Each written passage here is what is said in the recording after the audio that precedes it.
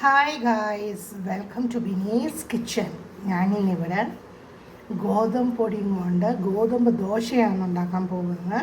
അതിന് ഞാനൊരു 2 തവി ഗോതമ്പ് പൊടി എടുത്തിട്ടുണ്ട്.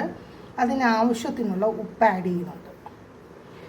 ഏറ്റവും ഈസി ആയിട്ടുള്ള മെത്തേഡാണ്, പക്ഷേ ഇതെൻ്റെ രീതിയിലാണ് ഞാൻ ഉണ്ടാക്കി കാണിക്കുന്നത്. അതിനകത്ത് ഉപ്പ് ആഡ് ചെയ്തിട്ടുണ്ട്. ഇതിനും പതുക്കെ നമുക്കൊന്ന് മിക്സ് ചെയ്ത് നോക്കാമേ. ഞാൻ ഇത് ചെറിയ ചൂടുവെള്ളത്തിലാണ് മാവ് കലക്കി വെക്കുന്നത്.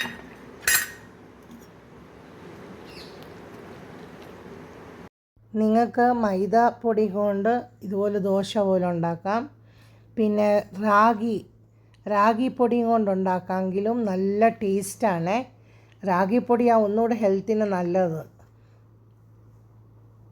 ഇവിടെ ഞാൻ മാവ് ഈ കട്ടിയിലാണ് കലക്കി വച്ചിരിക്കുന്നത്. പിന്നെ ഞാൻ അതിൻ്റെ ഫില്ലിംഗ് ആയിട്ട് തേങ്ങാപ്പീര കുറച്ചെടുത്തിട്ടുണ്ട്, പച്ചമുളക്, ഇഞ്ചി, കൊച്ചുള്ളി. സവാള ചേർക്കാൻ പാടില്ല, കൊച്ചുള്ളി എടുത്താൽ മതി. അതിന് പ്രത്യേക ഒരു ടേസ്റ്റാണ്. തവയിലോട്ട് മാവ് ഒഴിച്ച് ദോശ ഉണ്ടാക്കുന്ന പോലെ തവയിലോട്ട് മാവ് ഒഴിച്ചു ദോശ ഉണ്ടാക്കുന്ന പോലെ ഞാൻ റൗണ്ടായിട്ട് പരത്തി കൊടുത്തു. നിങ്ങൾ ഇതുപോലെ പരത്തിയിട്ട് അതിനകത്ത് ഇച്ചിരി എണ്ണയോ നെയ്യോ എന്തോ വേണമെങ്കിലും ഒഴിക്കാമേ. ഞാൻ ഇതുപോലെ തിരിച്ചിട്ട് വെച്ച് അതിനകത്തോട്ട് ഞാൻ കൊച്ചുള്ളി എല്ലാം കൂടി വെച്ച് ഫില്ല് ചെയ്യുവാണേ. എന്നിട്ട് ചെറിയ ഫ്ലെയിമിൽ ഒന്ന് ആവി വരും. ഇവിടെ നമ്മുടെ അടിപൊളി ഗ്രീൻ പീസ് കറി റെഡി ആയിട്ടുണ്ട്. മസാല ഗ്രീൻ പീസ് കറി.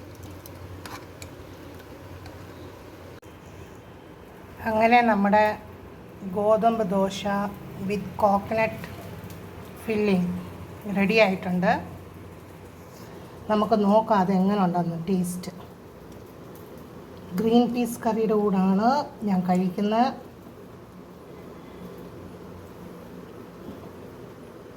നമ്മുടെ ഫില്ലിങ് സൂപ്പർ, അടിപൊളി. നിങ്ങൾക്ക് ഇതിൻ്റെ കൂടെ ചട്നിയൊക്കെ കഴിക്കാമേ. ഇതേ മെത്തേഡിൽ നിങ്ങളും ഒന്ന് ഉണ്ടാക്കി നോക്കണേ, അടിപൊളിയാണ്. രാവിലെ ബ്രേക്ക്ഫാസ്റ്റ് ഉണ്ടാക്കുമ്പോൾ എളുപ്പമാണ് നമുക്ക്. പിള്ളേർക്കൊക്കെ ഇങ്ങനെ കൊടുക്കാമെങ്കിൽ വളരെ ഇഷ്ടപ്പെടും. Thanks for watching my video. Please like, share and subscribe my channel. Thank you.